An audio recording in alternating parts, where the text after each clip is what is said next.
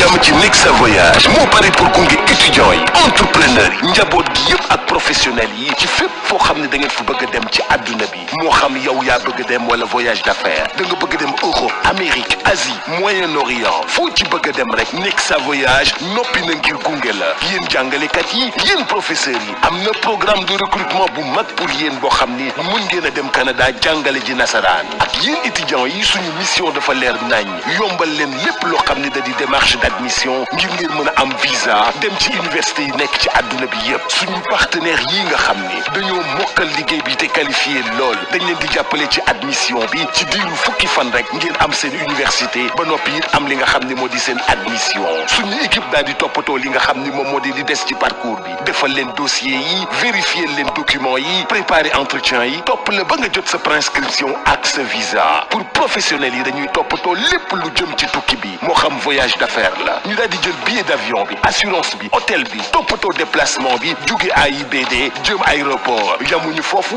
loo soxla ci location de voiture bu am confort ñu yombalal la ko gunge la ba nga yore oto bu mucc ayib Nexa Voyage ñi ngi nekk cité Kër Gorgui mën nga ñu woo ci 00221 78 957 11 11 wala 00221 78 958 11 11 wala 00221 78 586 80 80 Nexa Voyage seen tukki bii di ñëw fii lay tàmbalee. guddi gi maam moomee guddi gi ñoom ñoo ko moomee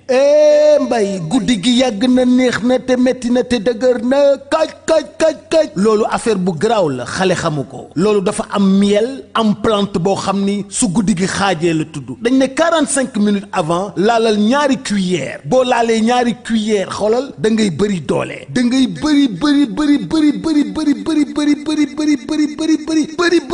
bëri doole guddi gi neex lool yàgg lool livraison à domicile c'est possible kon li may wax xam ngeen lan la miel la ak ay plante loolu nag mi ngi jugee Paris mi ngi tudd la nuit nous appartient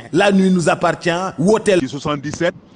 751 59 59 ñi ngi bàyyeekoo Sacré-Cœur 3 ñu livrer la ko guddi gi day neex lool. Chez Nexa Voyage, nous accompagnons étudiants, entrepreneurs, familles et professionnels dans tous leurs projets de mobilité, qu'ils soient personnels ou d'affaires. Europe, Amérique, Asie, Moyen-Orient, où que vos objectifs vous mènent, nous sommes votre compagnon de route. Vous, les enseignants et professeurs, un programme de recrutement s'offre à vous pour l'enseignement de la langue française au Canada. Pour les étudiants, notre mission est claire. Facilitez vos démarches d'admission et de visa vers les meilleures universités du monde. Grâce à nos partenaires qualifiés, votre admission peut être obtenue en seulement 10 jours. Notre équipe s'occupe de chaque étape du parcours, constitution du dossier, vérification des documents, préparation de l'entretien, suivi jusqu'à l'obtention de la prescription et du visa. Pour les professionnels et les entreprises, nous gérons l'ensemble des voyages d'affaires, visa, billets d'avion, assurance, hôtel, ainsi que les déplacements du personnel vers AIBD et la location longue durée de voitures pour plus de confort et de flexibilité. Nexa Voyage, cité Kër Gorgui, appelez-nous au 00221 78 957 11 11 ou le 00221 78 958 11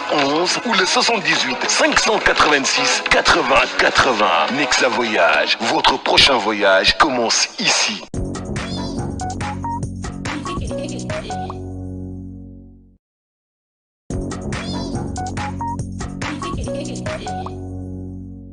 Merci de nous rester fidèles, amis internautes, vous qui avez choisi de nous suivre partout à travers le monde sur la chaîne des grands événements VIP People TV. Comme son nom l'indique, s'informer, juste et vrai, comme j'ai l'habitude de dire. Ça y est, abonné, vous l'êtes parti du buzz cloche de notification. Mais moi, je suis une vidéo en exclusivité. Puis sur la chaîne des grands événements VIP People TV. Ñu ñëwaat tey indi leen beneen numéro actu du jour xool li gën a fës ci xibaar ci bés bi ñu daal di koy saytu tatan ko segg ko faram-fàcce ko indi ko wisaar leen ko fii sur la chaîne des grands événements VIP People TV. ñu ngi koy tàmbale en ce mercredi 3 décembre 2025 fii ci VIP People TV dañuy dem fële ca UCAD muy université Cheikh Anta Diop. ginnaaw nag remontada bi nga xam daal nemmeeku nañ ko fa démb diggante étudiants yi ak ñi nga xamante ni mooy force de défense et de sécurité ni takk der yi tàngoon na trop jëmale ko daal ci ay réclamation lu ko waral buy seen ay bourse yoo xamante ni boobu ba tey ñu ngi koy sàkku daal ci nguur gi pour ñu jox leen ko boobu ba tey nag bu ñu jot ci li nga xamante ni daal mooy ci seen ay bourse ginnaaw loolu nag ay affrontement yu tàng daal yoo xamante ni ay blessé yu bëri nemmeeku nañ ko ci côté étudiants yi ak ñi nga xamante ni tey jii ñooy force de défense et de sécurité yi ba ci journaliste bi nga xamante ni mooy lan la nekk foofa ci Sénégal 7 moom it dafa mujj blessé wu dama bëgg bëgg ñu xooli ci quelques images yoo xamante daal jot na ruusee fële ca université Cheikh Anta Diop démb ba nga xamante ni daal ñu ngi doon jàmmarloog ñi nga xamante ni mooy takk der yi. affaire bi le comportement des policiers ça veut dire parfois dañuy jël seen ñoom ñoo koy tey di ñu viser ak ay lacrymogènes yoo xamante ne mun nañu gaañ y a beaucoup de nos camarades yoo xamante ne qui sont blessés ñu ngi actuellement ñu ngi Syrie am na ñoo xam ne dañ leen évacuer même le président démb gaañ nañ ko dam na ñaari loxo baaraam yi donc deuxième chose mooy dañuy dóor ak ay balles blancs et nous avons des preuves donc ñun nëbuñu ko ça veut dire on a tous les preuves et suñ ñu ko laajtee dinañu ko joxe donc nous demandons l'État et à tout le monde le président le premier ministre ak tout le monde nos parents ñëpp képp ku si mën a wax nga def si médiation parce que bourse bi dafa doon réalité sociale ici au Sénégal gis nañ malheureusement gis nañ député yi nga xamante ne amuñu seen place assemblée parce que c'est des gens incompétents ñoo xamuñu dara di comparer Sénégal avec certains pays et moi bi may def L3 j'avais des amis yoo xam ne seen bourse bu ñu ko jotee ils le partagent avec leur famille duñ ci lekk dara donc bourse dafa doon réalité sociale ñoom buñ ci bëggee indi ay réformes wala leneen y a une manière de le faire et on a été déçus quoi voilà de ce gouvernement de ce ça il faut le dire parce que on s'est battu pour que Sénégal mu trouver dignité ça veut dire mu développer wu mais c'est pas de cette manière nekkul nii lay demee nous appelons les autorités le président Bassirou Diomaye Faye et le guide monsieur Ousmane Sonko yow la ñuy waxal voilà il faut amener des solutions pour régler ce problème sinon. oh là là Dieye arrière waay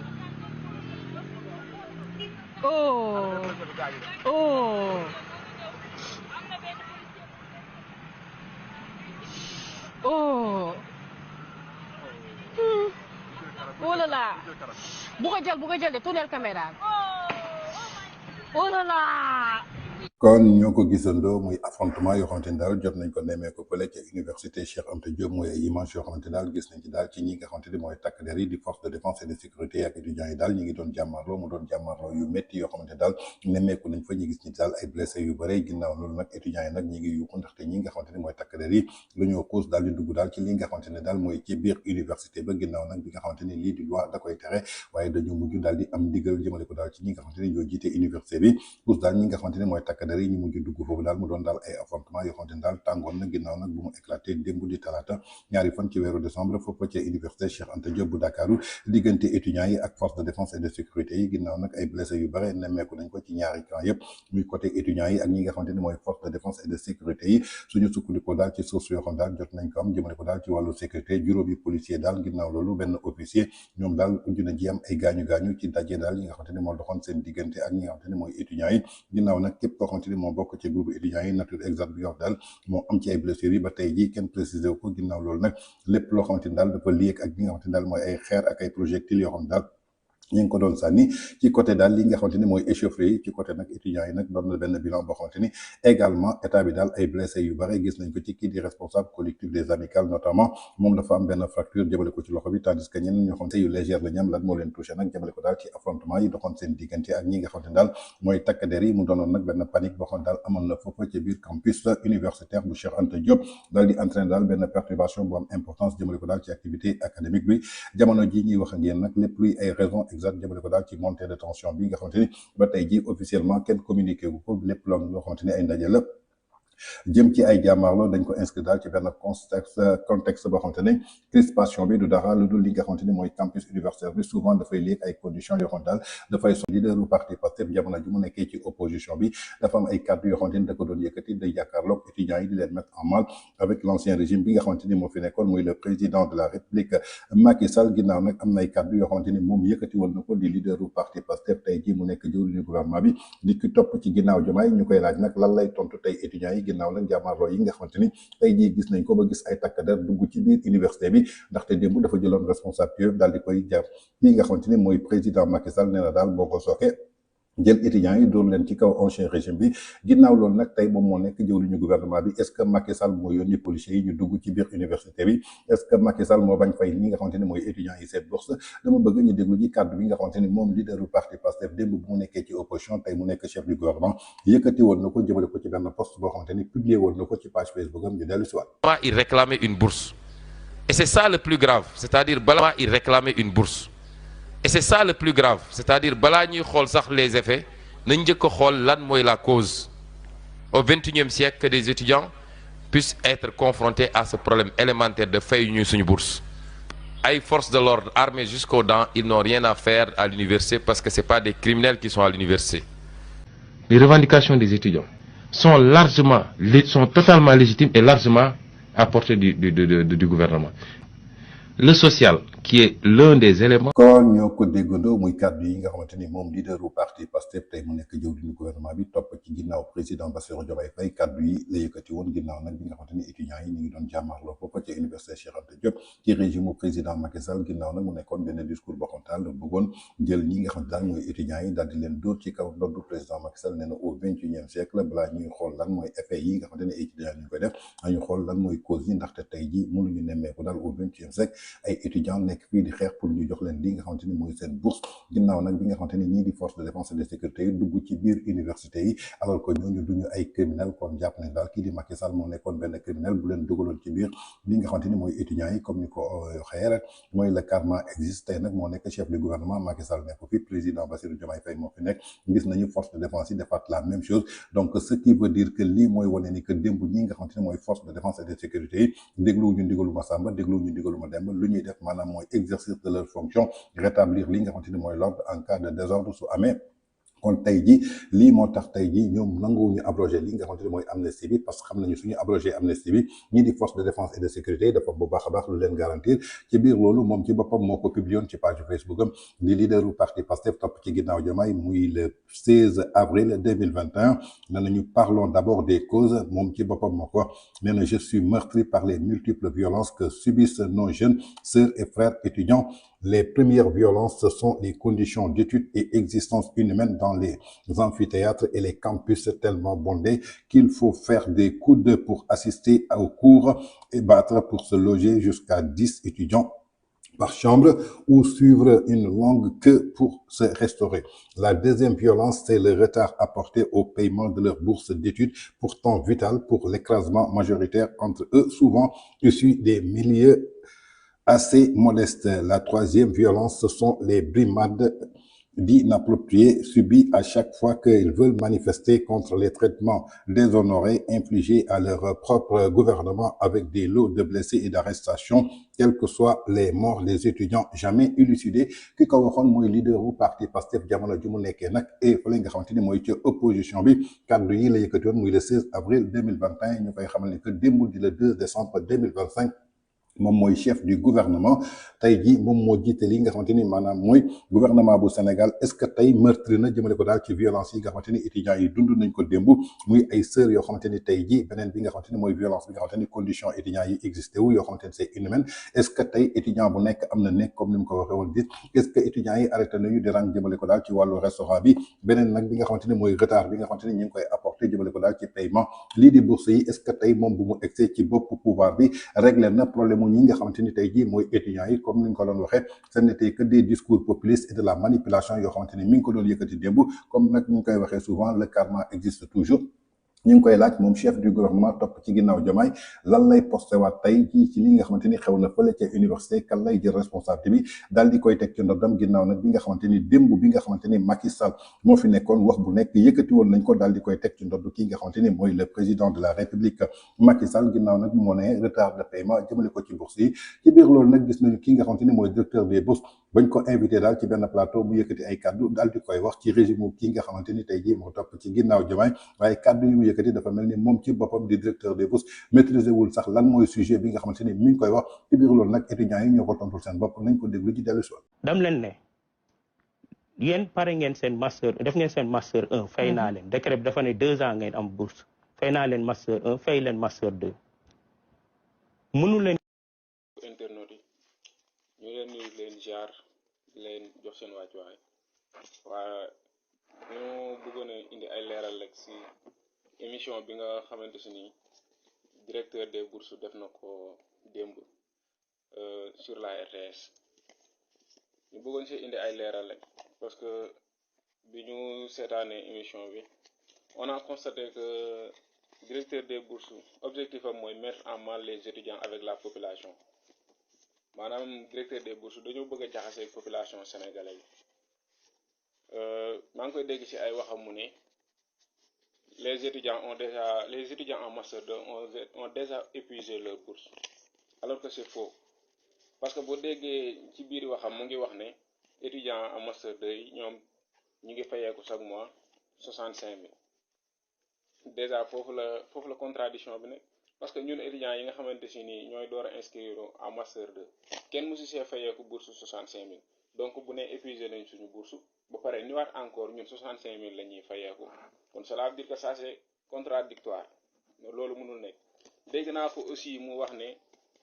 dérogation systématique yi dañ koy annuler maanaam dañoo bëgg étudiant licence yi fayeeku 3 ans de bourse mu jeex étudiant master yi fayeeku 2 ans de bourse mu jeex loolu buñ ko bëggee def li ñuy def ñoom pour def ko xam nañ ko buñ ko bëggee def il faut ñu fexe année universitaire bi normal nit mënul jóge Tambacounda ñëw ba Dakar amu fi yaay amu fi papa amu fi logement te ñu xam ne logement université ñi nga xamante ni ñooy loger université bariwul nit jóge Tamba ñëw ba Dakar nekk fi loger fi jël chambre bokk kook ay nit di fay weer bu dee presque 20 000 francs parce que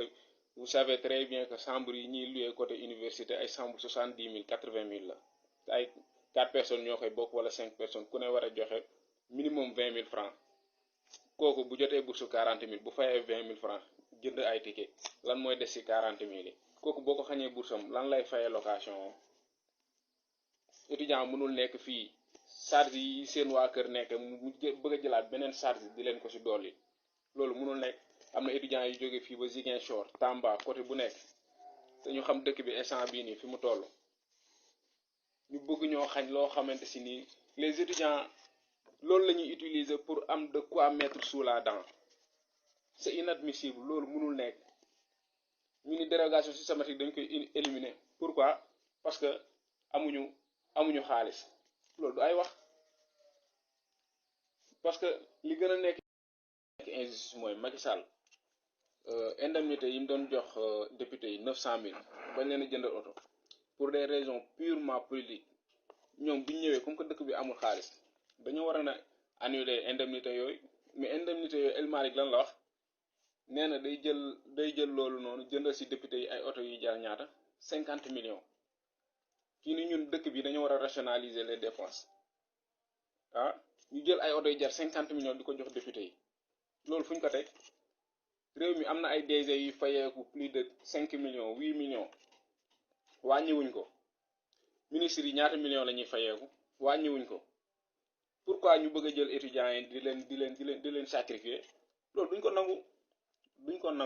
kon ñoo ko déggandoo muy kàddu yoo xamante ni moom directeur des bourses yëkkati na ko ginnaaw bañ ko invité ci plateau mu daal di yéey yàbbi jëmale ko daal ci bourse étudiants yi nee na ñi nga xamante ni daal 2 ans la ñu am droit def bourse muy jël bourse muy ñi nga xamante ni ñoom ñooy def master 2 ñuy def licence fay nañ leen ko kon tey ji li nga xamante ni mooy réforme dañ ko war a xoolaat ba nga xamante ni dootul doon loo xamante ni lu automatique la ci biir loolu nag ki nga xamante ni ab étudiant la moom ci boppam jàpp na ni que kii di directeur des bourses amaana li muy wax maîtriser wu ko xamu ko sax moom ci boppam ndaxte su taxawee tey ji ne waa master 2 ans lañ leen war a fay seen bourse loolu suñ koy wax dafay fekk ñu daal di réglementer li nga xamante ni mooy cycle universitaire bi ñu ubbi heure daal di tëj heure mais ñi nga xamante ni tey jii dañuy jógee Tamba wala jógee fi nga xamante ni mooy Ziguinchor ñëw fii amuñu fu ñu dëkk amuñu fu ñu nekkee kon tey jii mën nañu jàpp ni que bourse bi ñuy wax tey jii moom lañ leen di fay lu minimum la amul benn étudiant boo xamante ni daal jot nga fayeeku li nga xamante ni mooy sa bourse kon tey su dee ñii la ñu dénk tey jii université bi ñu yaakaar dinañ am saafara alors que ñi nga xamante ni ñoom lañ ko dénk ñoom ci seen bopp maîtriser wuñu benn yoon li nga xamante ni tey jii maanaam mooy sujet bi ci biir loolu nag ki nga xamante ni moo nekkoon ministre de l'enseignement supérieur di docteur Abdourahmane Diouf ginnaaw nag bu muy jógee ci poste ministère ba je crois que dànkaaf woon nag ki nga xamante ni mooy ministre bi ginnaaw nag bu ñu ko xamalee ni que daal lii di rentrée universitaire muy octobre novembre décembre mooy weer yi nga xamante ni ñoo gën a métti jëmale ko daal ci li nga xamante ni tey jii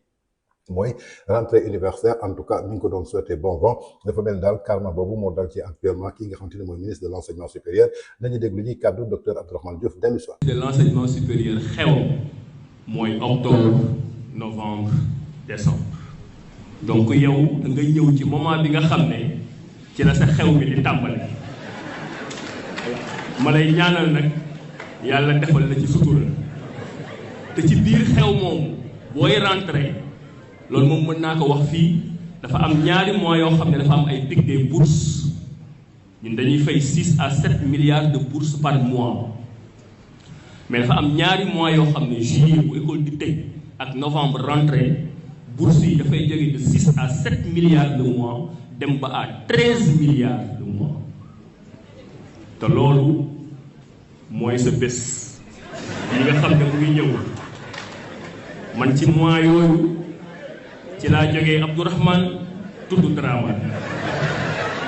yow boo deful ndànk di nga jógee Daouda tudd Dave wala Davido wala lañ lay wax mais comme je vous connais très ingénieux aussi je sais que d'ici là vous allez trouver des solutions. kon ñoo ko déggandoo muy kàddu docteur Abdourahmane Diouf ginnaaw nag bi mu ko xamalee woon daal ci passation de service diggante naataangoom bi nga xamante ni moo ko wutu foofu ci ministère de l' enseignement supérieur mi ngi koy xamal ministère bu nekk di ngay am xew lii nag nga xamante ni mooy ministère bi ñu ko dénk xewam maanaam mooy octobre novembre décembre parce que bokk na daal ci weer yi nga xamante ni ñoo gën a jafe pour mën a gérer ñi nga xamante ni daal mooy étudiants yi ndaxte soo jàppee moom weer bu nekk dina fay lu toll ci 7 milliards ñi nga xam daal mooy étudiants yi jëmale ko ci bourse waaye suñu ñëwee ci rentrée bi nga xamante ni tey jii mooy octobre novembre décembre parfois dina dem ba 13 milliards kon na jàpp ni que moom première année bi nga xamante ni fekk na ko fa turam si la jógee ci Abdourahmane mujj dem ci li nga xam daal mooy Dramane donc ça veut dire que pression la ak stress boo xamante ni moom nga yenu kon daal ñu ngi koy xamal moom su sàgganee turam dina jógee ci Daouda daal di yem ci li nga xam daal mooy Dave ndaxte lu ko waral tey ji maanaam mooy li nga xamante ni mooy gestion jëmale ko ci wàllu étudiants yi dafa war a doon loo xamante ni da nga koy maîtriser kon mu doon ay kaddu yoo xamante ni moom docteur Abdourahmane Diouf ancien ministre de l' enseignement supérieur je crois que mettoon na en garde ki nga xamante ni mooy l' actuel ministre kon ce qui se pose un problème maanaam mooy tey ji lii di problème bourse bi c'était pas le régime du président Macky Sall mais tey ji ñoom ñi nga xamante ni amoon nañu solution sénégalais yi daal ñu ngi xaar bu baax a baax pour que ñu indi solution étudiants yi li nga xamante ni ñi ngi koy def duñ ko defati ndax suñu fàttalikoo ci régime président Macky Sall moom moo puusoon étudiants yi ba ñu taal li nga xamante ni mooy université à chaque fois que étudiants yi di réclamer li nga xamante ni mooy seen bourse ñoom ñuy dugal seen làmmiñu politique su ko defee ñu taal dëkk bi mu doon nag ay effets yoo xamante ni tey ji di ko Olof Njaay di waxee rek nit ku nekk li nga jiw rek moom ngay góob li mu jiwoon démb ci étudiants yi digganteem ak président Macky Sall tey ji moom la góobaat ci biir régime moom ak ñi nga xamante ni daal mooy étudiants yi mooy li nga xamante ni jëlee leen nañu ko foofu te université Cheikh Anta Diop ginnaaw nag affrontement yoo xam daal dox na ci diggante daal ñi nga xamante ni mooy étudiants yi ak force de défense et de sécurité yi avec le régime du président du parti PASTEF. Toujours dans votre acte du jour de ce mercredi 3 décembre 2025 sur VIP People TV suñ fa jógee dañuy dem fële ca Casamance fekk ji fa daal ki nga xamante ni mooy Sana Mandiang bokkoon nag ci bras armé yi nga xam daal ñoo doon protéger l'ancien président dictateur bu Gambie di Yaya Jammeh ginnaaw nag biñ ko capturé ak yeneen éléments yoo xam daal dañu bokkoon ci mouvement force démocratique de la Casamance foofu ca diwaanu Casamance ginnaaw nag bi nga xamante ni ñu ngi doon jéem a daal tenté def benn coup d'état fële ca diwaanu Casamance ginnaaw nag bi nga xamante ni jàpp nañ ko ba noppi ñii di autorité gambien daal dañu sàkkoon daal pour que Sénégal jox leen daal ki nga xamante ni mooy Sana Mandiang di doomu Gambien ci biir loolu gisoon nañ daal kii di Adama Barrow def daal benn voyage d'urgence fi nga xamante daal mooy ci réewu Sénégal dajeeg daal ki nga xamante ni mooy son homologue le président de la République son excellence monsieur Bassirou Diomaye Faye ginnaaw loolu nag ki nga xamante ni mooy Sana Mandiang ñii di autorité sénégalais yi daal di ñu koy jébal ñi nga xamante ni mooy autorité Gambien yi démb dama bëgg ñu xooli ji image yi dellu si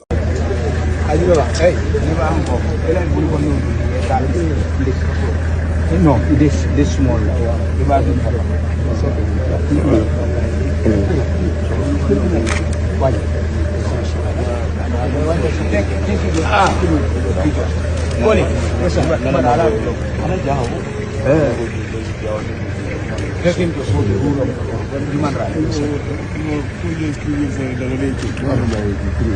Hasta la PC. Okay.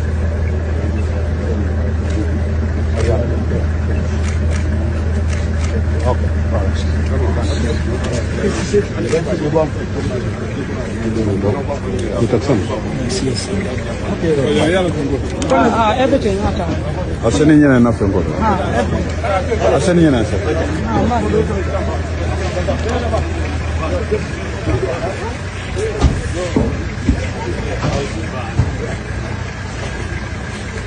Okay. Okay.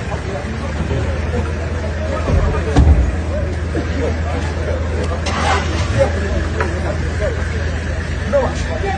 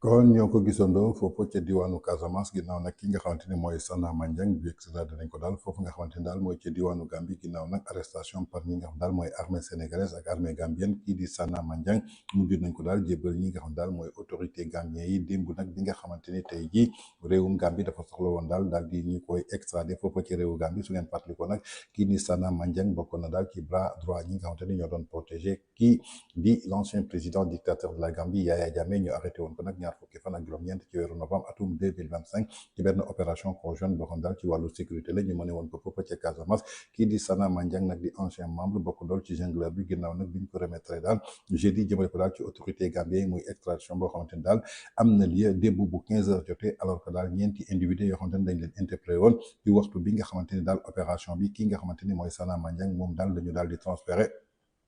kii di ancien lieutenant colonel bokk ci membre jungleur bi di escadron de la mort ñi nga xamante ni dañ ko mettre sous le régime de l'ex-président dictateur Yaya Jammeh Sana Mandiang nag moom ci boppam dañ ko détenir woon daal jëmale ko daal ci arrestation par ñi nga xamante ni mooy section de recherche bu nekk foofu ci diwaanu Ziguinchor ginnaaw nag li nga xamante ni mooy extradition dafa intervenir daal ci benn cadre mandat d'arrêt international boo xam daal dañ ko émettre woon ci weeru février bi ñu génn par tribunal bu première instance nekk foofu ci Banjul di capitalu Gambie ci suitu recommandation bi nga xamante ni commission vérité réconciliation transparence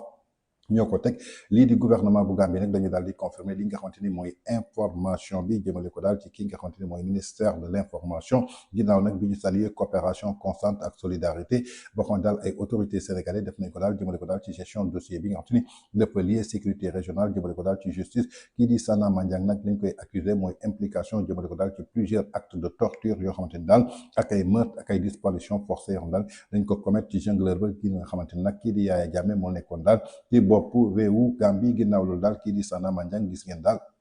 ci vidéo yi ak image am daal lii di réewum Sénégal daal dinañ koy extradé jëmale ko daal foofu ca diwaanu Gambie ginnaaw nag biñ ko interpellé fi nga intercepté fii nga xamante ni mooy ca diwaanu Casamance ci benn opération de sécurité boo xamante ni ñaari réew yi ñoo ko amaloon muy réewu Gambie ak réewu Sénégal. Toujours dans votre acte du jour de ce mercredi 3 décembre 2025 sur VIP People TV suñ fa jógee dañuy dem fële ca télévision Futur Média fekk ji fa le journaliste Malick Thiandoum ginnaaw nag situation bu déplorable boo xam ne daal nemmeeku nañ ko fële ca université Cheikh Anta Diop lu ko waral nag diggante étudiants yi ak forces yi lenn rek la ñuy réclamer mooy li nga xamante ni mooy seen bourse jamono ji nga xamante ni Pastef moo nekk au pouvoir est-ce que lu normal la est-ce que du lu normal est-ce que état bi am nañu xaalis wala amuñu xaalis ci biir loolu daal kii di Malick Thiandoum il n'a pas mentionné ces mots en tout cas recadré na daal sévèrement ñi nga xam daal mooy l'actuel régime ba Pastef jëmale ko daal ci ñu war a régler li nga xamante ni mooy bourse étudiants yi dama bëgg nag ñu déglu ji kii nga xamante ni tey ji mooy Malick Thiandoum foofu ca TFM dellu soir de la recherche et de l'innovation am na ay kàddu ñu ci wax nee nañu itam dinañ tàmbalee fay tey jëlee bourse yi étudiants yi terewul pour l'instant dañoo ajandi lépp luy jàng foofu noonu ca université ba ñu ne tant que fay ñu leen seen xaalis yëpp yi finalement xaalis moom moo fi amul wala problème bi lan la d'après version yi nga dégg yëpp Alaaji Malick. problème bi dafa commencé jéggi dayo ndax bu ñu xoolee étudiants yi depuis wax nga ko lu ëpp ñaari ayu bés ñi ngi déclencher des mouvements de grève concert de casserole affrontement ak les forces de défense et de sécurité démb violence bi dafa commencé sax egg ci niveau bu nga xam ne c'est un peu inquiétant parce que am na ay blessés aussi bien du côté des forces de l'ordre que du côté des étudiants et li ci gën a doy waar mooy échauffourée yi fi mu amee mooy ci booru fac médecine donc dafa nekk ci campus pédagogique bi et ça c'est une violation des franchises universitaires beneen bi ci des mooy il faut que nit ñi ñu informer leen juste et vrai parce que bu fekkee ni problème bi waxuñu réellement lan moo tax xale yi di grève duñu mën a régler problème bi góom boo ko bëggee faj il faut nga xolli ko li ci xew lan la parce que bu ñu jekki-jekkee le ministre de l'enseignement supérieur wala la direction des bourses génne communiqué ni dinañu fay bourse ñaari weer muy novembre ak octobre 2025 à partir de ce mardi xëy na opinion publique bi dañu naan donc problème bi mi ngi commencer régler wu alors que le problème est beaucoup plus profond que ça parce que ça je pense que même c'est une désinformation wala boog dafay sax jaxase étudiants yi ak opinion publique étudiants yi li ñuy kaas lan la c'est un rappel des arriérés yi nga xam ne amel nañ ko licence 3 ak master 2 mu toll ci 14 mois toll ci 515 000 bu nga xam ne moom la ñu war a fay étudiants yi nekk ci master 1 yi am na ci ñu nga xam ne sax ils ont été forclos parce que délai d'inscription yi dafa dépassé donc étudiants yi lan la ñuy réclamer mooy le paiement intégral des rappel la ñu waxuñu ay affaire bourse donc bu ñu nee ay rappel lu ñu leen amel depuis 14 mois ñu jékki-jékki benn communiqué génn ni dinañu fay bourse novembre ak dafay indi jaxasoo alors que c'est pas la même chose étudiants yi leneen li nga xam ni moom la ñuy kaas dafa bokk ci des meilleures conditions pédagogiques et sociales surpeuplement bi nga xam ni gis nañ ko ci campus yi loolu yëpp dafa nekk tout un ensemble de doléances bu nga xam ni moom la ñu teg ci table ji maintenant xaalis moo am wala xaalis amul le problème commence à durer et je pense que il faut aller vers un dégel de cette crise là naka lañ koy faje mooy toog waxtaan ak étudiants yi wax leen lan la état man ak lan la état manul xool luñ leen war a mun a fay ñu fay leen parce que liñ leen di fay noonu ñu ci bari ci la ñuy dund ci la ñuy déplacé wu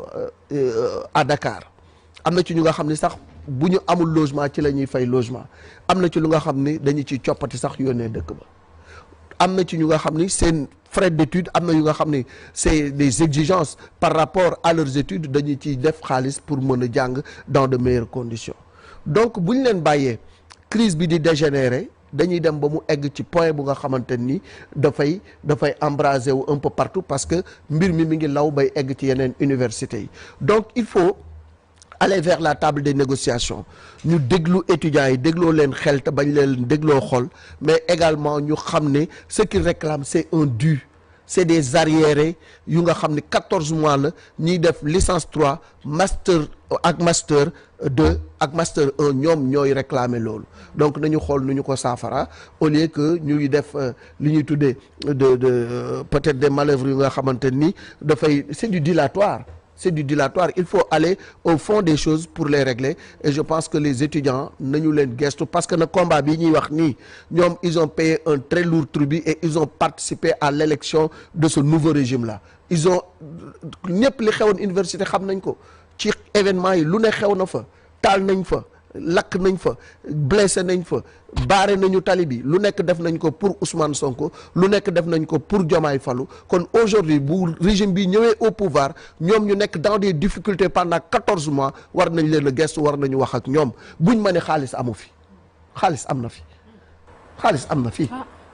Alaaji doy na waar. kuy jël jet privé di dem war ngaa mën a fay xale yi seen xaalis. dañ waxante dëgg quoi li xew ci dëkk bi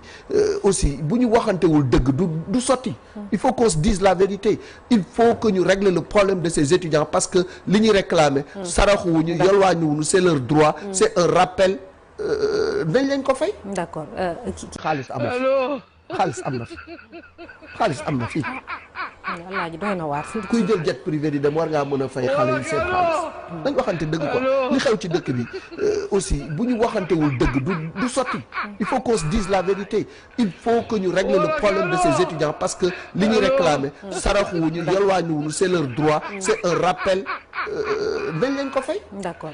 kon ñoo ko déggandoo muy réaction boo xamante ni daal jëlee nañ ko fële ci rajo Futur Média di télévision Futur Média ginnaaw nag bi nga xamante ni daal étudiants yi ñi ngi jàmmaarloo ñi nga xam daal mooy force de l'ordre yi lu ko waxal nag pour que ñu jot daal li nga xamante ni mooy seen bourse mu doon daal ay miettes yoo xamante ni moom lañ leen jox ci biir loolu nag mbetteel bi ñoom dañu gis daal ay députés yu bokk ci Pastef am ay salaire u 1,3 million 1,5 million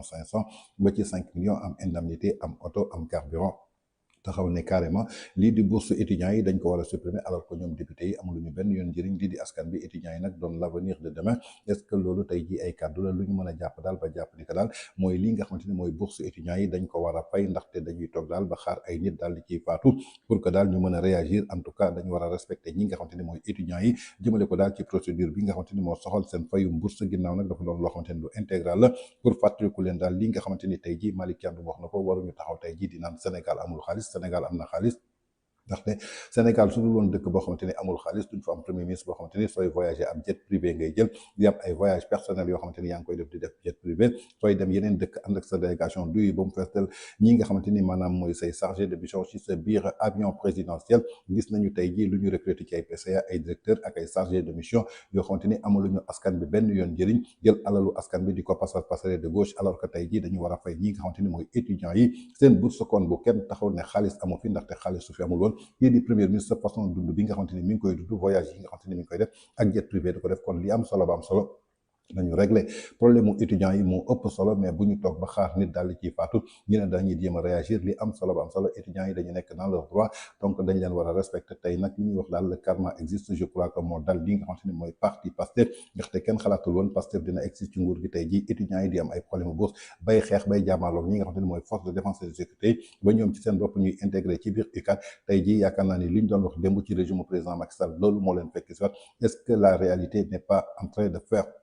ces effets jëmale ko daal ci Pastef pour daal di démasquer lépp loo xamante ni daal ñi ngi ko doon révélé ci bi nga xamante ni ñi ngi nekkee woon ci opposition bi. Toujours dans votre acte du jour de ce mercredi 3 décembre 2025 sur VIP People TV suñ fa jógee dañuy dem seeti ji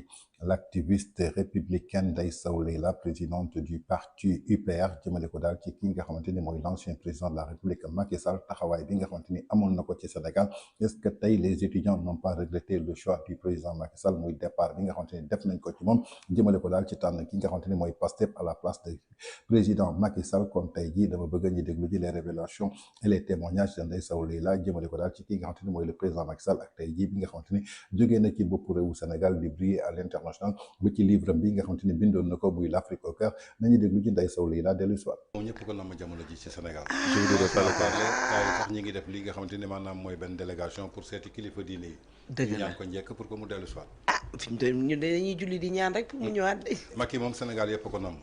ah ñi yor réew mi sax dañ koo namm tey. waaw waaw namm nañ xam-xamam. voilà ñi yor réew mi dañ koo namm. namm nañ xam-xamam ak mën-mënam. ak dalam ak teeyam. ak mbaaxam. lu mu am rek yéene na ko Sénégal. macha allah dajalewul daray ëllëg. macha allah yàlla na jàmmam yàlla. amiin amiin amiin yàlla defal ko xéwal gu bëree bëri. amiin amiin livre bii mu def nag. amiin yàlla na ci yàlla def ndox mu sedd. amiin amiin amiin def ci xéwal gu bëree bëri. damaa xeer dama cee xeer rek. gandu yeewu bay dama cee xeer damaa xeer ci président Macky Sall rek. xeer rek ma jàpp. sama deuxième invité présenté gu ma ko nga présenté ko sujet yi waxoo gu ma ko nga dugg ci sujet yi def ñun nañ doon invité yi bokk. mais daal dama koy nuyu rek dama kontaan ci moom rek. ba pare nag ma xeer ci président Macky Sall rek. son excellence daal moo ànd ak lii gis nga de. gis nga bayre gi gis nga. ah bayre bukki waaw bayre bukki. kon yaakaar naa ni muy Ndeye Sow Leila kenn dootu ko présenté tey jii ci langue politique. kon ñoo ko déggandoo muy kàddu yoo xamante ni Ndeye Sow Leila yëkkati na ko ci sénégalais yi nga xamante ne daal regretté nañu bu baax a baax li nga xamante ni mooy départ l'ancien président de la République son excellence monsieur Macky Sall bi nga xamante ne daal kii di chefu parti Pastef moo leen manipuler woon jaxase seen xel maanaam accusé kii di président Macky Sall ba ñu foog ni bépp tool boo xamante ni ñu ngi koy dudd président Macky Sall loon waaye tey ji ni Olof Ndiaye di wax rëccu dina fekk jëf fees jamono ji nga xamante ni génn na ci réewu Sénégal bàyyi leen ak régime passé Sénégalais yi daal ñu ngi dund ay tartar yoo xamante ni xamuñu fan lañ ko jëmee ginnaaw loolu nag nee nañ daal dañuy def benn délégation dem seeti kilifa diine yi pour que ñu sàkku daal ci président Macky Sall mu dellu soit daal di diriger li nga xamante ni mooy Sénégal day sawlee la nag li mu ci fisal ginnaaw nag livre bi nga xamante ni barki démb daal dina koy génnee mu def le tour du monde donc ce qui veut dire que le président Macky Sall avait des intérêts bien placés pour le Sénégal.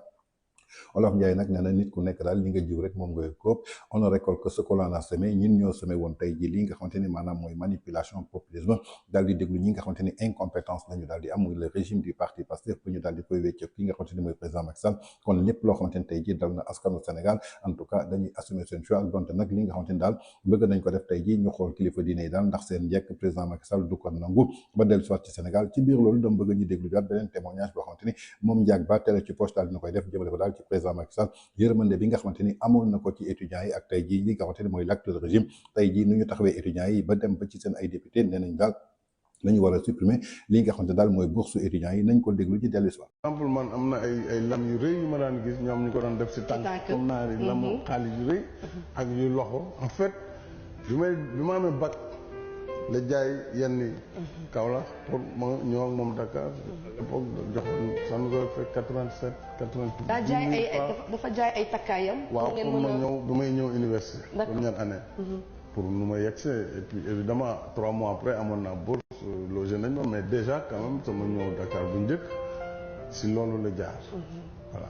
donc man bu ma amee bourse sama premier réflexe après samay dund minimal bokk ko ak say waajur mooy bokk ko ak maire bi d'abord déjà chaque mois dama doon dindi 10 000 francs de ko yónni te ba may pare mais loolu étudiants yi war nañ koo dégg mais wax naa leen ko keroog bi ma leen recevoir nee naa leen li tax ma bëgg a yokk seen bourse xam naa jafe-jafe yi ngeen di dund jaar naa si déjà ma ne leen daan naa partager sama bourse ak samay parents parce que voilà ensuite li ngeen di fay il faut ma wàññi ko parce que tey li ñu fay si ticket restaurant moo gën a yées man li ma daan fay en tant que étudiant il y a 30 ans donc loolu aussi c'est parce que bëgguma benn étudiant wala benn doomu réew mi njàngam yàqu parce que simplement amul parents yu ko jàppale donc lu ñu si mën moo tax ñuy fay de 61 milliards ci bourse mais nag foog ñu jàng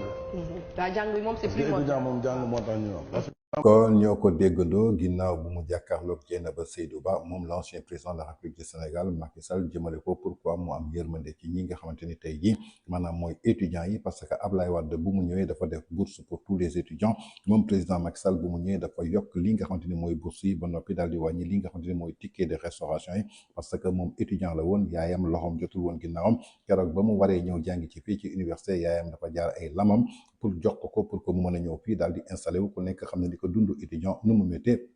moo tax première fois bi mu njëkkee jot bourseam li mu ci njëkk a def maanaam mooy fay ay soxlaam yi la ca des mu sédd ko ki nga xamante ni mooy waajuram ju góor kon ce qui veut dire que Macky Sall dafa xam lan mooy dund étudiant wute nag député yi nga xamante ni tey jii ñoo taxaw assemblée nationale nee na li nga xamante ni mooy bourse étudiants yi dañ ko waral supprimer démb nag kii lañ leen doon jaxaseel kii la ñu ne woon mu leen fayul seen bourse doon tey defo jéego yi nga xamante ni teg na ko yokk seen bourse wàññi seen ay ticket restauration mais teewut ngeen gis loolu benn yoon da ngeen déglu ji ki nga xamante ni tey jii amul dara lu mu teg ci seen loxo kon donc ce qui veut dire que rek on ne récolte ce que l'on a semé ndaxte démb Macky Sall li mu leen defaloon gis nañu tey régime Pastef defuñu sax lu toll li trafatal ay ni jëmay ko ñoom ci biir loolu nag lu waral tey jii Macky Sall doon le meilleur président de l'Afrique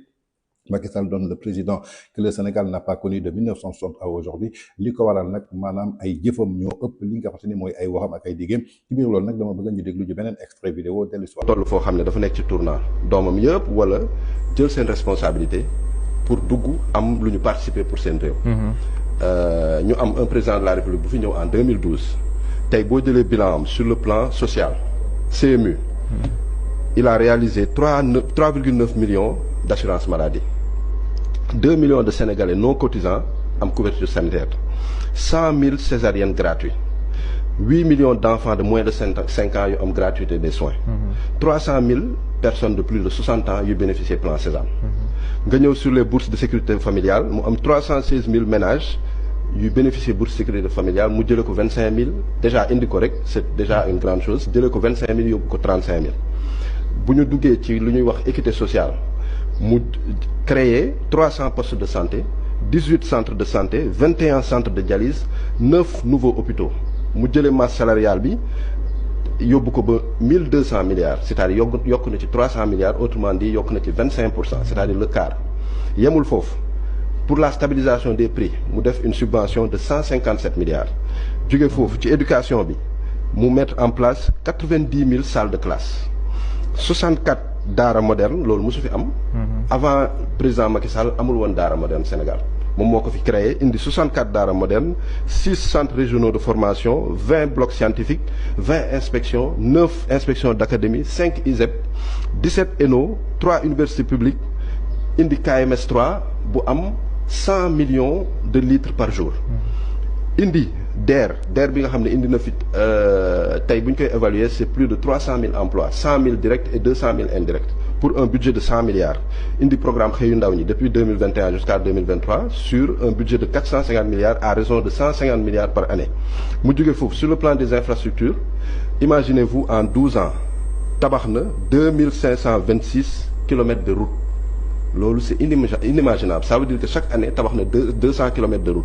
mu jóge foofu 6600 kilomètres de piste c'est-à-dire moom bu doon piste Dakar New York en 10 ans def na ko loolu c'est quelque chose d'extraordinaire ñi dem ci àll bi xam nañ ko. 189 kilomètres d'autoroute 20 ponts mu jóge foofu sur le plan de l'énergie coupure yi dañ doon am au Sénégal 950 heures de coupure mu jóge fa indi ko ba 26 heures c'est-à-dire wàññi ko de 97%. ñu jóge foofu agriculture bi tey autosuffisance en céréales amaguñ ko mais yegg nañ à 93%. en riz ñoo ngi ci 63%. sur le plan sportif li mu fi def bari na arène nationale stade bi arena bi nekk Diamniadio gagné nañ coupe d'Afrique. mu jox ñu résultat yi ñu am. voilà il a un bilan plus qu'élogieux. d'accord loolu mais nag ñun en tant que sénégalais. dañ ko war a xam taxaw ci. kon ñoo ko déggandoo ginnaaw arrivée du président de la République Macky Sall à la tête du Sénégal en 2012 après 12 ans passés au pouvoir tey jii yaakaar naa ni Macky Sall képp ku koy natt da nga koy natt ci li nga xamante ni mooy ay bilan da nga koy natt ci ay jëfam da nga koy natt ci ay réalisation mais doo ko natt benn yoon ci ay kàddu ni ay promesse lu ko waral tey jii nag maanaam vision ak li nga xamante ni maanaam mooy clairvoyance ak homme d'état bi nga xamante ni doonoon na ko tey jii loolu la teg ci Sénégal moo tax jax yi ba mu ngemee Sénégal sénégalais yi ci saa si daal di nañuy gis daal di regretter carrément li nga xamante ni mooy le départ de son excellence l'ancien président de la République du Sénégal Macky Sall wute nag ñi nga xamante ni démb ñoo nekkoon takk rajo yi takk micro yi fu nekk ñi daal di fay taxaw meeting ñi def fa live bu nekk ñi daal di koy teg di accuser le président Macky Sall jëmale ko daal ci ay dérives yoo xamante ni nemmeekoon nañ ko fii ci réew mi ginnaaw loolu nag yaakaar naa ni tey ji dëgg ji daal dinay feeñ ci biir loolu nag dama bëgg ñu déglu ci beneen révélation boo xamante ni kii moom nee na moom ku ko bëgg na ko bàyyi ak président Macky Sall lu ko waral nag ndaxte dafa gis njëriñam ci président Macky Sall ñu ko déglu ji dellu si waat ku dul Macky Sall ànduma ak yow ku dul Macky Sall supporté wu ma la yéen ngi am seen choix nga ni ma ne ba ma am choix leen fu ngeen amee doole fa ngeen toj Macky rek su ma yàlla namee bayiloo Macky Sall bu ma yàlla namoo ba écoutez-moi bien c'est un message que j'ai lancé c'est un défi su ma yàlla nam ma bayiloo Macky Sall bés ba ma kan na mee xalaat ak bés ba mu kan na mee jéem bés boobu na ma fekk ci biir suuf ku dul Macky Sall bugguma la ku dul Macky Sall ànduma ak yow ku dul Macky Sall supporté wu ma la ku dul Macky Sall waxuma sa wax gëwuma sax ni politicien am na fi ku dul Macky xaw ma la ku dul Macky yaa xam Assane mais Assane xamu la ku dul Macky yaay xool Assane waaye Assane xoolu la ku dul Macky yaa topp Assane waaye Assane topp la kese man ne ko je ne suis pas comme les autres ñuy opposé da ay saagaag wala ay xaste non man li ma gëm li rek moom laa gëm kese personne ne m'intéresse c'est Macky Sall qui est mon seul leader adoré moo tax toujours ba ma woy ba sama yaay jee suma waaji gisuma ko ma lay mën a weccoo yow mi gën ci man Macky Sall sama ndaanaan boo bëggee jot sama jikko te dal Macky Sall duma ko fowee duma ko kaf kon ñoo ko déggandoo ku dul Macky Sall dundu la ku dul Macky Sall supporté wu la ñoom waa Pastef ñu am seen choix teg ko ci ki nga xamante ne mooy seen leader ñi ne ko moom bu mu am choix ban réew la ñu nekk donc ce qui veut dire que ñii bokk ci Pastef ce sont des dictateurs xamuñu luy diplomatie xamuñu dara luy li nga xamante ni mooy homme d'état moom choix am la mooy ki nga xamante ni mooy le président Macky Sall kon wax dëgg yàlla dañ ko war a nangul ci biir loolu nag dama bëgg ñu xool jiwaat beneen vidéo boo xamante ni président Macky Sall naka lañ ko plébiscité ginnaaw bi nga xamante ni jógee na ci réewu Sénégal dem fële ca diwaanu Marrakech bi nga xam daal jot na génn génn daal dem ci marché ba ñu gis daal sénégalais yi ñëw wuyu si ko partout mu doon nag benn regret national boo xamante ni képp kuy sénégalais am nga ko ci départ au président Macky Sall.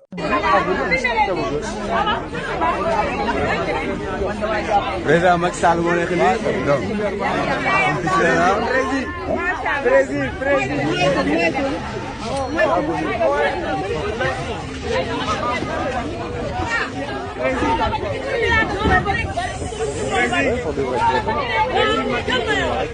voilà le président, l'ancien président du Sénégal, le président Macky Sall. Il est actuellement à Maroc, à Djamalfina. Voilà, lui. On est le président sénégalais, il est le président Macky Sall.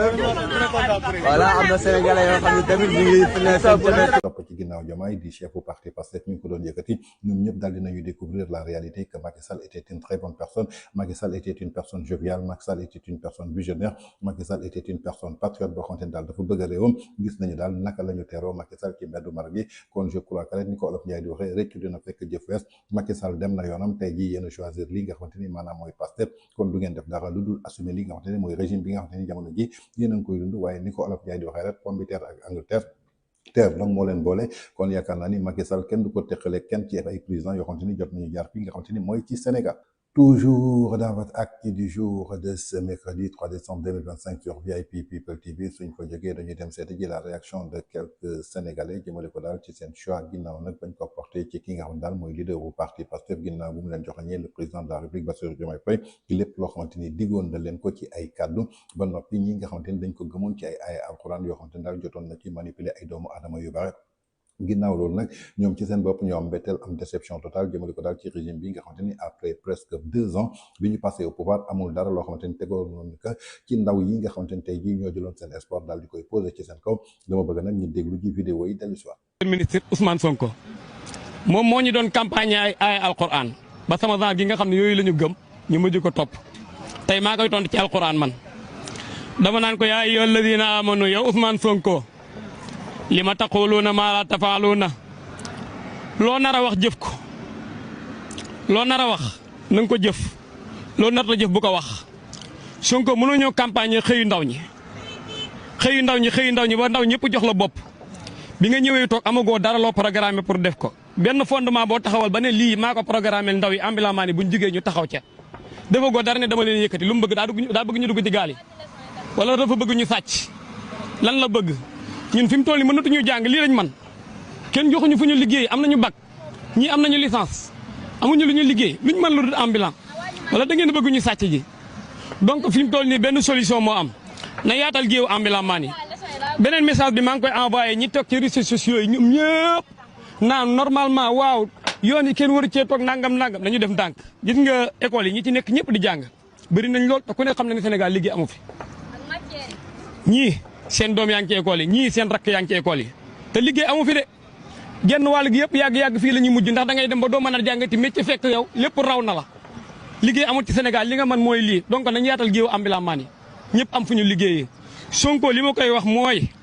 balaa mu ne naam na fa ne bala ngaa yëkkati nit ñi na nga programme am loo xam ne da nga ne lii laa leen programme en cas su ngeen jugee ngeen dem ca mais boo deful dara yëkkati nit ñi bu ñu duggee ci gaal yi yaa ñu rey. Diomaye yi Sonko liggéey nañ ñu bàyyi ñun ñu liggéey yor suñu kër yi yor suñu njaboot. vraiment nañ ñu bàyyi ñu liggéey yor suñu kër yi ñun liggéey ñoo yor kër yi góor yi amatuñu liggéey santé yi doxatul société yi doxatul dara doxatul liggéey bu góor di liggéey rek amul benn bu dox ñaar moo fi dox te jigéen ñi ñoo ko mën nañu bàyyi ñu toj fii ñu jaay yor suñu kër yi dañoo sonn vraiment ñu sonn nañ lool liggéey ñu amatuñu liggéey jigéen ñi ñoo war a teg taabu di liggéey yor seen kër yi lii moom man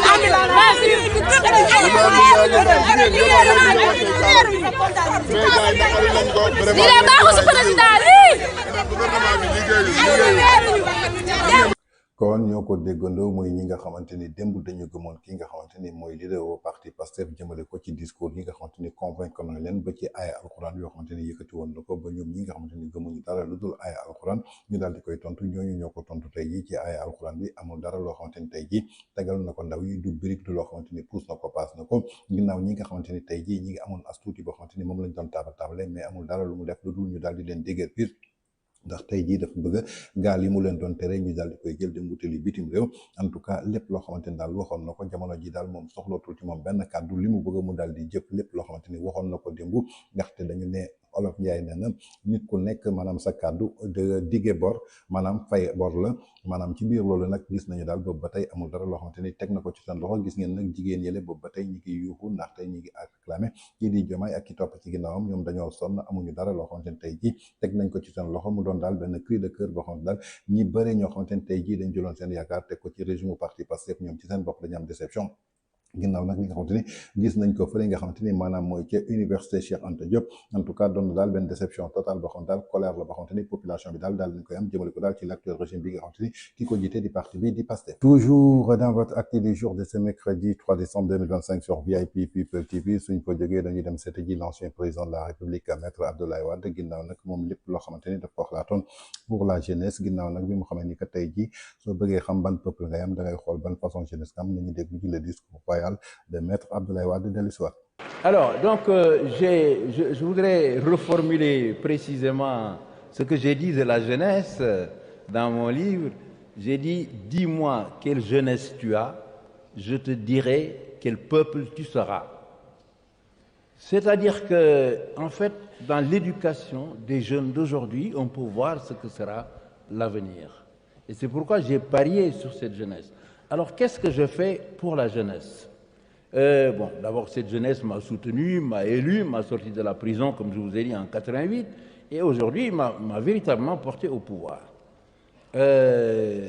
J'ai d'abord nommé un ministre de la jeunesse. Avant, c'était la jeunesse et les sports. J'ai séparé les deux. J'ai nommé un ministre de la jeunesse qui se trouve être un jeune, qui a été aux dernières élections de 98, le numéro 2 dans la liste des députés du Sénégal. Le numéro 1, c'était Abdoulaye Wade. Le numéro 1, c'était ce jeune-là, qui sortait de l'université. Pour moi, c'était tout un symbole. Et comme moi, j'allais démissionner de l'Assemblée, donc le numéro 1 de la liste des députés de mon parti à l'Assemblée nationale est un jeune. Deuxièmement, les deux plus jeunes députés du Sénégal, ce sont des jeunes de mon parti. Il y en a un qui est là dans la salle. Et c'est très important. Vous comprenez? Tout ça, ce sont des symboles. kon ñoo ko déggandoo muy discours magistral bi nga xamante ni maître Abdoulaye Wade defoon na ko nee na tey jii dafa am question bu ñu ko posé woon nee na soo bëggee xam ban peuple nga am da nga koy wax ban façon jeunesse nga am ndaxte c'est la jeunesse qui reflète le pays kon tey jii li nga xamante ni Sénégal am na ko à travers li nga xamante ni mooy le parti Pastef kon reflété wul dara lu dul jeunesse bi nga xamante ni ñoom ñoo toppoon ci seen ginnaaw nag li nga xamante ni ñoom lépp lu ñu waxoon daal di koy liggéey ñi nga xamante ni mooy ndaw ñi amul dara loo xamante ni respecté nañ ko moom Abdoulaye Wade gis nañu keroog bi nga xamante ni en 98 bi muy def liste député ab jeune la jël daal di koy teg ci biir ndaxte xam na jeunesse bi lan la ñu combattre woon ci moom bañ ko dugalee ci kaso ñoom ñoo xeex daal di koy génnee ñoo ko fal teg ko ci boppu pouvoir bi te ministre bi gën a ndaw tey jii muy ministre de la jeunesse daf ko tegoon mu doonoon benn jeune mu doon un discours magistral boo xamante ni le président de la République Abdoulaye Wade daal dina koy teg jëmale ko ci un discours magistral boo xamante ni jamono ji lépp loo xamante ni daal lañ ko reflété par rapport à la jeunesse d'aujourd'hui ci loolu la ko daal di teg. Toujours dans votre acte du jour de ce mercredi 3 décembre 2025 sur VIP People TV suñ fa jógee dañuy dem fële ca diwaanu Casamance comme Abdoulaye Wade ni mu ko waxee woon dis-moi quelle jeunesse tu as je te dirai que quel sera ton peuple ci biir loolu nag ki nga xamante ni ca diwaanu Ziguinchor la nekk bokkoon daal ci ñi nga xamante ni dañ doon encadré ñi nga xamante ni mooy député Pastef yi boobu ba tey nag gànd koraaka maire ba Fouta def daal ak ay révélation jëmale ko daal ci ñi nga xamante ni tey jii ñoom ñoo nekkoon seen ginnaaw doon leen garder ak tey bi ñuy jëlee pouvoir bi est-ce que taal nañ leen wala tàlluñu leen nañu déglu ci ces différentes révélations de l'histoire. na ñëpp gis lii si kaw àdduna partage leen ngeen diviser multiplier ñëpp gis dëj si et tamit ma ñëw tey di wax si Pastef waay sax man maa wax ak yéen laa leen wax bii yoon seen kilifa yi ñu fi teg fii si beneen vidéo bi Salma laaj na ma ndax yéen léegi ni ngeen xeexee ba pare gis ngeen si seen boppa ñun xeexuñu woon pour gis si suñ boppa mais tey dul bu amee tey dañ koy waxaat waaw ñoom honorable député yu nekk fii si ay dul la ñu nekkee ma xeex ba pare ak sama rakay ba ñu jël li ñu war a jël tey la ñu dem jëli ay yeneen garde corps ay ndaw yi nga xamante ne ñoo doon xeex ak man sax ñu jag leen seen boor man ñi fàtte ma si dul la ñu nekkee dëgguwuñu te maa ngi leen di woo kenn wala ku ma si woo portable doo ma wuyu boo ma wuyee rek teg ma tapale bee si kanam mais si kaw duul ngeen nekkee honorable député yooyu yu nekk biir Pastef fii waa le ma ñooñu waaw ne leen ma ci seen tur lay ñëw woo si nii fii ak si kanam fan yii dinaa woo seen tur yi yal na ma kenn woo ma xamal ko ne ay duulkat lañ honorable député yi fi nekk amul ku ma xamul feeñ ma sama njëg fe dédommagé wuñ ma musuñ ma defal taranga noo leen di gis may campagne ak Pastef waaye di dugg fu ne lépp lu ma sol si kaw ba si suuf maa koy jëndal sama boppa ku ma si woo téléphone tey doo ko dégg doo ko gis gisuñ si dara dédommagé wuñ ma sa sénégalais ñii feeñ ma dara lu rafet taw la ngeen wax ko Ousmane Sonko ne leen ko honorable député am yu nekk fii Ziguinchor ay duulkat lañ man maa ko wax nañ ma woo ay xoolal dina bu ma paree dinaa ñëw ak ñoom dina xam ne ay vrai workat lañ ñu may naan Bassirou Diomaye Diakhar Faye mooy workat ban workat yi dafa weesu ñu fi nekk dafa am ku ma si xamul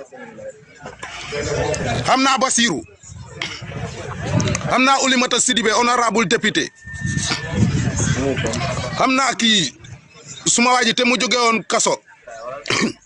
kon ñoo ko déggandoo muy un jeune Ziguinchorois ginnaaw nag bi nga xamante ni maire ba futt daal di am jégalu daal ci ñi nga xamante ni tey jii ñoo bokkoon ci parti bi di Pastef ginnaaw nag bi nga xamante ni ñu ngi doon wut daal li nga xamante ni mooy nguur ñoom ñoo nekkoon seen ginnaaw di xeex guddeeg bëccëg di leen garder di ànd ak ñoom ay nag bi nga xamante ni dem nañu ba jël li nga xam daal mooy nguur gi amul benn yoon boo xamante ni seen xel delluwaat na ci ñoom fàtte nañ leen démb tey soog a ñëw ndaxte jot kon moom ci boppam mi ngi interpellé kii nga xamante ni mooy leaderu parti Pastef xamal ni que daal député yi nga xamante ni daal ñi ngi nekk foofu assemblée nationale ci diwaanu Ziguinchor amul kenn koo xamante ni dañ ciy wax dëgg ñoom ñëpp duñu waxkatu dëgg seen intérêt rek moo leen ñor dëkk bi ñoru leen en tout cas ñoom la ñu woowee député du peuple mais je crois que bi ngeen leen di tànn xamoon ngeen bu baax a baax ñii lenn rek moo leen ñor muy seen ay intérêt parce que ay opportunistes lañu privilège yi nga xamante ne tey jii am nañ ko est-ce que tey waroon nañ gis député bu taxaw assemblée nationale waxul nañu yokk bourse étudiants yi mais dafa ne nañu daal di supprimer li nga xamante ne mooy bourse étudiants yi parce que ñoom ci seen bopp rek la ñu xool amul benn yoon boo xamante ni askan bi ñor na leen mu doon nag ay révélation yoo xamante ni ñii nga xamante daal ñoo nekk ci diwaanu Ziguinchor daal ñu koy def daal jëmale ko daal ci député yi nga xamante ni ñoom ñoo bokk ci parti bi di Pastef toujours dans votre acte du jour de ce 3 décembre 2025 sur VIP People TV suñ fa jógee dañuy dem seeti ji le sacré Abdou Nguer ginnaaw bañ ko invité démb ci RFM matin mu jàkkaarloog Babacar Fall del soit na daal ci li nga xamante ni mooy rapport Prodac bu 29 milliards bi nga xamante ni moo tax kii di candidat bu Pastef doon am inéligibilité ngir rabat d'arrêt bi daal di sàkkuwaat que 2029 candidature am doon daal loo xamante ni du mës a jàll ci biir loolu nag boobu ba tey mi ngi naan yor na ay rapport ci biir loolu nag Abdou Nguer def na ci daal analyse bu am solo nañ ko déglu ci dellu soit mais faaw ñu waxtaan Ousmane Sonko bi muy sosal Mame Mbaye politique a taxoon wala da doon wax dëgg bu dee moom leer na ko Mame Mbaye dafa jël 29 milliards muy lu leer naññi loolu du politique mu teg ko ci kawam maa ngi dégg sax yenn ci ñuy wax ci télé yi naan élément nouveau am na déedéet élément nouveau tant que Sonko gisul document bu wane ne Mame Mbaye Niang jël na 29 milliards. nee na am na document te fan yi ay avocat am dinañ wax. d'accord bu fekkee ne document bi turu Mame Mbaye Niang moo ci ne mu leer naññi IGE defar ko wala IGF sax mënul épingler ministre IGE defar ko mu indi ko ñu wane ni Mame Mbaye ngi ni moo jël 29 milliards yi réew mi boobaa mën na am élément nouveau mais bu fekkee document Pape Malick lañ ci bind wala Babacar Fall wala Georges loolu du élément nouveau ñun Sonko Mame Mbaye la ñu waxoon ne moo jël suñu 29 milliards yi réew mi kon jërta layal jërta wiiril bu fekkente ne nag bi mu koy wax na taxaw ne Sénégalais yi man dama doon politique d'accord ñu xam ne politique a taxoon Mame Mbaye deful dara léegi ñetti nit ñi ci dee ñu xool nuñ koy régler Ousmane Sonko parce que nag ñun réew mi kenn du ko fooyee procès Mame Mbaye Niang ñetti nit dee nañ ci te alors que Ousmane moo ne Mame Mbaye mii jël na 29 milliards Sénégal loolu mën na taalum réew de Babacar 29 milliards mën na révolter la ay nit mais alors que ñu ñëw bëgg ñu fatt ak naan rabat d'arrêt élément nouveau nangam mais loi d'amnistie bi Sonko mënu ci bénéficier wu parce que man jàpp naa ne li mu doon wax dëgg la. léegi yaa ngi wax mbiru Mame Mbaye Niang terewul Sonko nekkoon candidat ci élection législative yi ñu weesu kon kay bu ko nekkee foofa dana ko nekk 2029 am déet. xam nga élection législative yi ki def recours ci Sonko lii dañuy xool décision conseil constitutionnel yi ñu ngi may dégg conseil constitutionnel dane ñi def recours ci candidat Sonko dañoo passé délai yi xoolul sax fond bi forme bi rek la statut ne dañoo passé délai bi parce que dañ ne 48 heures lañ la may pour nga def recours ci candidat bu ne sañ nga def recours ci sa morom mook Barthélémy Dias yëpp kon Barth ngi nii pourtant dem na élection teewul refe ko nañ ko ci mairie bi dàq ko ci assemblée xam nga dañuy réeral nit ñi décision boobu nañ dem ñu liiraat ko conseil constitutionnel ci délai yi la wax ne ki doon def recours délai bi ñu leen may pour ngeen def recours romb ngeen ko conseil constitutionnel bu xoolee fond bi baaxul bu demee xoolee forme bi baaxul du dem ci fond bi. kon ñoo ko déggandoo muy révélation yoo xamante ni moom Abdou Nguer le sacré Abdou Nguer le chroniqueur du peuple indiwaat na ko daal jëmale ko daal ci kii nga xamante ni mooy leader bu parti Pastef bi muy sotal Mame Mbaye Niang ndax dëgg moo ko yëkkati woon wala politique moo ko yëkkati woon il faut que ñu wax ci loolu parce que ñi bëgg a jàpp ni que tey ji lii di affaire Mame Mbaye Niang amnistie bi daf ko yóbbu su dee loolu la je crois que politique moo taxoon parce que amnistie bi lépp loo xamante ni ay fait politique la te moom bu muy sotal Mame Mbaye Niang dafa ne woon dëgg rek moo ko yëkkati woon kon tey ji lenn rek la ñuy xaar mu yëkkati ab rapport boo xamante ni daal turu Mame Mbaye Niang moo ci nekk lii di IGE daal di koy def parce que IGF mënul def rapport daal di épingler kii nga xamante ni mooy ministre su boobaa mu teg ko ci table bi ñëpp jot ko xam ne ni que kii di Mame Mbaye Niang kat am na rapport bu ko épinglé waaye bu mu sukkandiku ci yeneen rapport yoo xamante ni turu Mame Mbaye Niang nekku ci ndaxte ba mu toggee di accusé waxul Pape Malick Ndour waxul Massamba waxul Mademba Mame Mbaye Niang la wax am na rapport bi ko épinglé à hauteur de 29 milliards kon rapport boobu la ñu soxla mu daal ñu koy génneel boobu ba tey nag mi ngi naan rapport baa ngi ci kaw table am te gëm naa ni rapport boobu su nekkoon ci kaw table am daal di koy jébal ay avocat ba li nga xamante ni mooy cour suprême daal ci sukkandiku pour daal di dindi li nga xamante ni mooy rabat d'arrêt bi nga xamante ni tey jii nee nañu c'est définitif pour que ñu ubbiwaat procès bi waaye mën nañu jàpp ni que daal ba tey jii kii nga xamante ni mooy leader au parti Pastef amul dara loo xamante ni tey jii mën na ko génnee ci guuta bi nga xamante ni dugg na ci kon keroog bi mu taxawee daal di sosal kii nga xamante ni mooy Mame Mbaye Niang dëgg taxu ko wax yàq der moo ko taxoon jëg yàq der boobu nag tey jii moo ko jural li nga xamante ni mooy inéligibilité en 2024 ba tey jii kii nga xamante ni mooy Diomaye Faye nekk président de la République ba moom tey jii mu mën a topp ci ginnaaw Diomaye te su sàgganee 2029 du dégg sax ñi nga xamante ni tey jii danañ jot fiche de parrainage bu muy bokk daal ci ñi nga xamante ni mooy candidat yi li am solo ba am solo su dee am na rapport daal boo xamante ni IGE moo ko def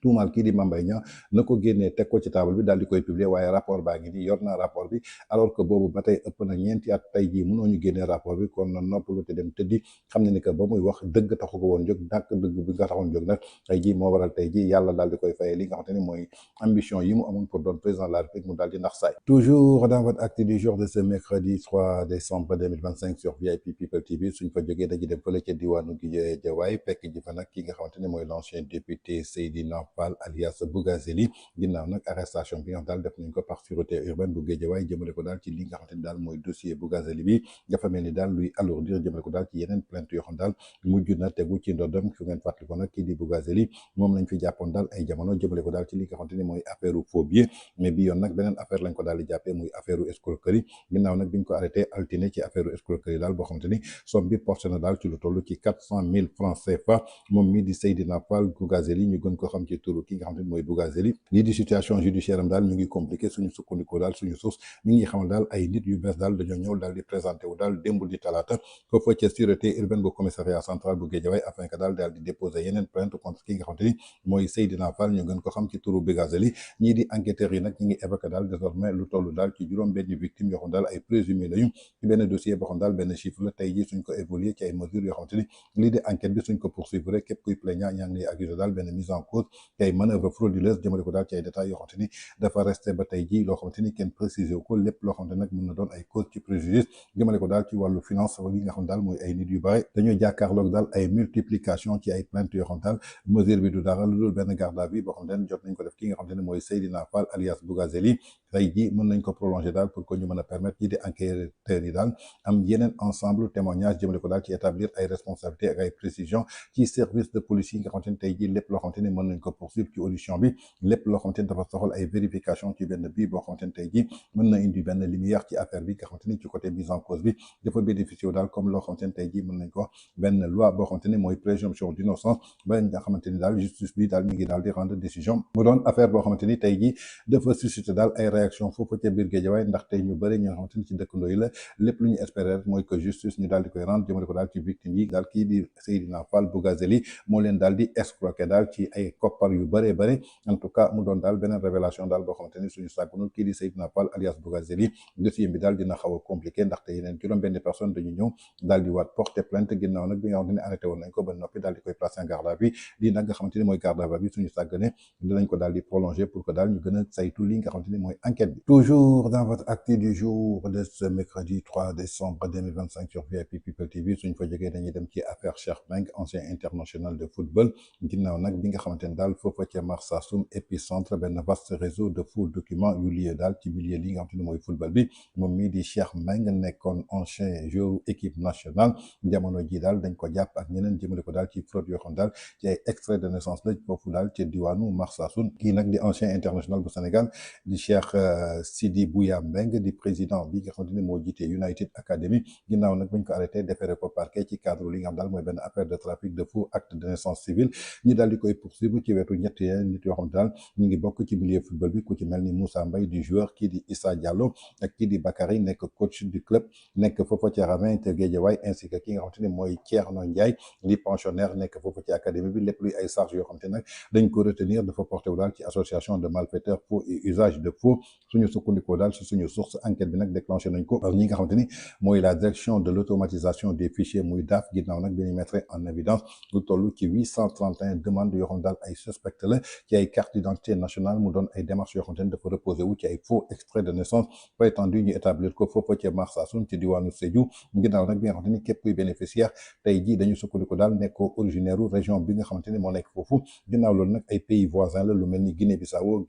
Guinée Conakry ak lii di Gambie ñooñu daal la ñu wutal ay extrait de naissance fii ci diwaanu Sénégal pour que ñu mën a intégrer daal li nga xamante ni mooy académie foot bi nga xamante ni moom Cheikh Mbengue ubbi na ko ba tey suñu sukkandikoo ci même source bi kii di coach Diallo reconnaître la daal jot ay faux documents pour ay joueurs ku ci mel ni Moussa Mbaye via benn contact boo xamante ni à distance la par WhatsApp jëmale ko daal ci paiement boo xamante ni ay transfert mobile la afin que ñu faciliter ay recrutement jëmale ko daal ci transfert bi nga xamante ni Cheikh Mbengue moom ci boppam daf ko admettroon daal di am ay relation ak ay collaborateurs am ak ay fournisseurs jëmale ko daal ci ay faux documents yoo xamante ni daal tey jii dafa nié amul benn yoon boo xamante ni effectué na daal benn quelconque paiement moom Cheikh Mbengue loolu la daal di xamle ginnaaw nag quatrième mise en cause bi dafa bénéficié daal benn retour de parquet en attendant ñu ubbi daal portable am jëmale ko daal ci information judiciaire boo xam daal nañ ko destiné pour indi daal lumière ci benn réseau présumé de falsification de documents d'état civil muy l'ancien international Cheikh Mbengue bi nga xamante ne mi ngi nekkoon foofa ci diwaanu Rennes ginnaaw nag moom nag ak ñeneen nit daal dañ leen mujj jàpp jëmale ko daal ci benn vaste réseau de faux documents boo xam daal dafa lié ci milieu football bi foofa ci diwaanu Marsassoum. Merci beaucoup, c'était tout pour votre actu du jour. Quant à moi, je vous retrouve la prochaine fois. D'ici là, restez scotchés. Nos programmes, ça continue toujours sur VIP People TV.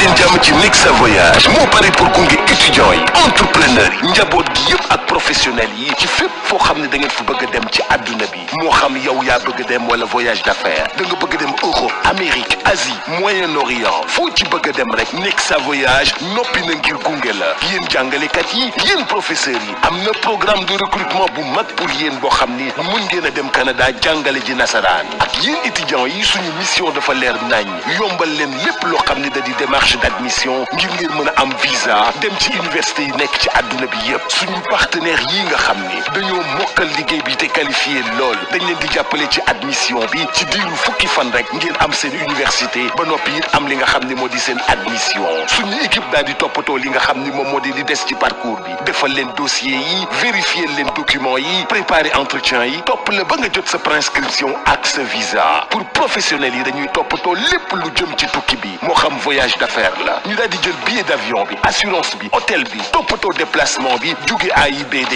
jëm aéroport yamuñu foofu loo soxla ci location de voiture bu am confort ñu yombalal la ko gunge la ba nga yore oto bu mucc ayib Nexa Voyage ñi ngi nekk cité Kër Gorgui mën nga ñu woo ci 00221 78 957 11 11 wala 00221 78 958 11 11 wala 00221 78 586 80 80 Nexa Voyage seen tukki bii di yow fii lay tàmbalee. guddi gi maam moomee guddi gi ñoom ñoo ko moomee mbay guddi gi yàgg na neex na te metti na te dëgër na kaj loolu affaire bu garaaw la xale xamu ko loolu dafa am miel am plante boo xam ni su guddi gi xaajee la tudd dañ ne 45 minutes avant laalal ñaari cuillère boo laalee ñaari cuillère xoolal da ngay bëri doole da ngay bëri doole guddi gi neex lool yàgg lool livraison à domicile c'est possible kon li may wax xam ngeen lan la miel la ak ay plantes loolu nag mi ngi jugee Paris mi ngi tudd La Nuit nous appartient La Nuit nous appartient wooteel 77 751 59 59. ñi ngi bàyyeekoo Sacré-Cœur 3 ñu livrer la ko yée guddi gi day neex lool. Chez Nexa Voyage, nous accompagnons étudiants, entrepreneurs, familles et professionnels dans tous leurs projets de mobilité, qu'ils soient personnels ou d'affaires. Europe, Amérique, Asie, Moyen-Orient, où que vos objectifs vous mènent, nous sommes votre compagnon de route. Vous les enseignants et professeurs, un programme de recrutement s'offre à vous pour l'enseignement de la langue française au Canada. Pour les étudiants, notre mission est claire, faciliter vos démarches d'admission et de visa vers les meilleures universités du monde. Grâce à nos partenaires qualifiés, votre admission peut être obtenue en seulement 10 jours. Notre équipe s'occupe de chaque étape du parcours, constitution du dossier, vérification des documents, préparation de l'entretien, suivi jusqu'à l'obtention de la prescription et du visa. Pour les professionnels et les entreprises, nous gérons l'ensemble des voyages d'affaires. Visa, billets d'avion, assurance, hôtel, ainsi que les déplacements du personnel vers AIBD et la location longue durée de voitures pour plus de confort et de flexibilité. Nexa Voyage, Cité Cœur Gorgui, appelez-nous au 00221 78 957 11 11 ou le 00221 78 958 11